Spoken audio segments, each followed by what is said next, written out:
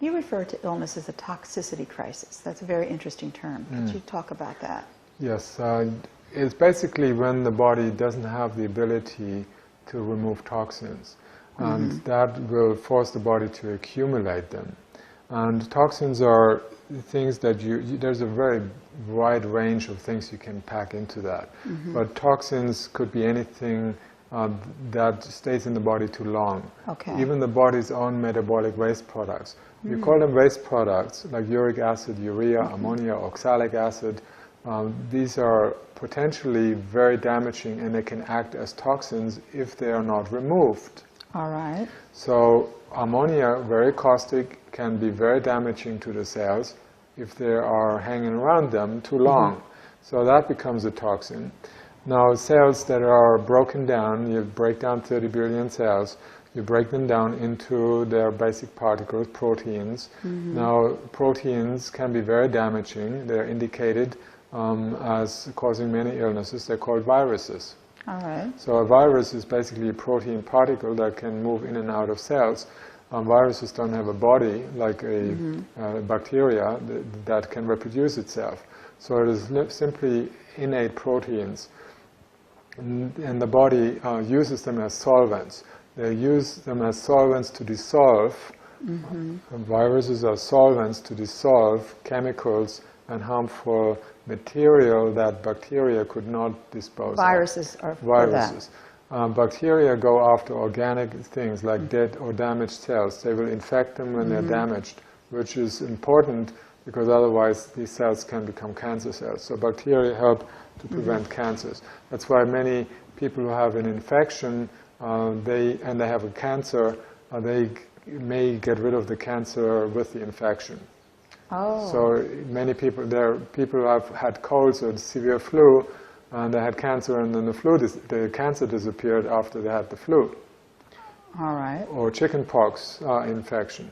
It has many times shown that cancers disappear after you have chickenpox. So again, once you flood the body and multiply certain viruses, then the body can get rid of disease. So viruses are not causing disease. They are solvents to dissolve things that the bacteria cannot dissolve or break down.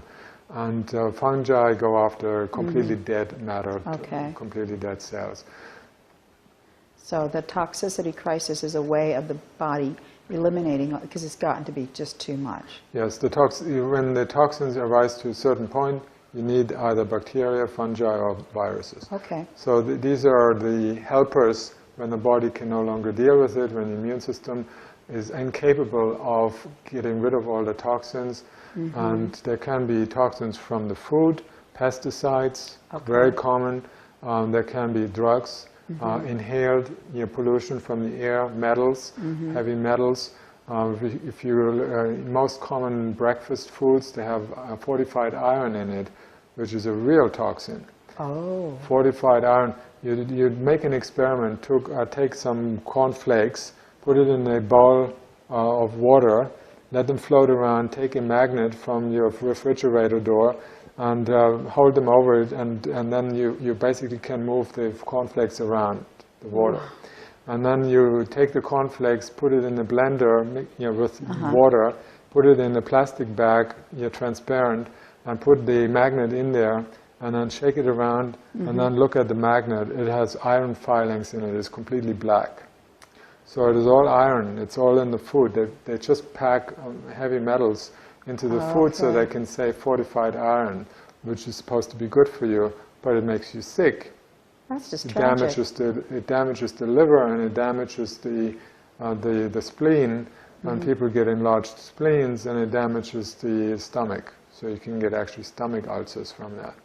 So again, there are a lot of toxins in that respect in the food. MSG, which has many names nowadays. Foods that are not really useful for us, soy food, which has anti-nutrients in them. Certain foods that are not meant for humans, they were meant for animals. Not everything that grows on the planet is edible for humans. So we came here after the animals. The animals were here first, so most foods were made for animals, not for humans. So if there are certain foods that have anti-nutrients, and because there are animals that can neutralize those nutrients, and they can digest them, but we cannot. Soy can only be digested if you ferment it, like the Japanese do, 5-6 years, and then it's okay.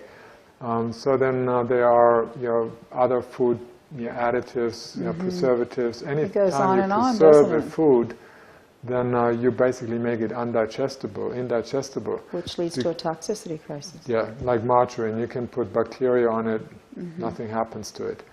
It cannot be digested by bacteria. If it cannot be digested by bacteria, humans cannot digest it either. Take a hamburger nowadays. You can leave it in an open space for months on end or for years and it will still look the same. French fries, you put them there and leave them there, they will not deteriorate. If you make fresh ones, really from potatoes, and you cut them, they will be moldy after a short while. So if food doesn't become moldy, it produces poisons. It is toxic for the body. You cannot eliminate it. It has to accumulate in the body. Okay, and that would lead will lead to a crisis eventually, where the toxins reach a certain level of saturation, where suddenly the body has, develops a response to break down the toxins, which always involves inflammation. All right. Inflammation is a healing response, not a disease. Every disease that we now say is a disease is an inflammation. All right. And if you stop the body from having the inflammation or the infection, you are preventing the body from removing the mountain of toxins that led up to it. And by allowing the body to do that, you diminish that mountain. And then the toxicity crisis ends, just like any viral infection comes and goes. When there's nothing for the viruses to do anymore, then they will disappear, or they will go to a level where they are no longer producing antibodies.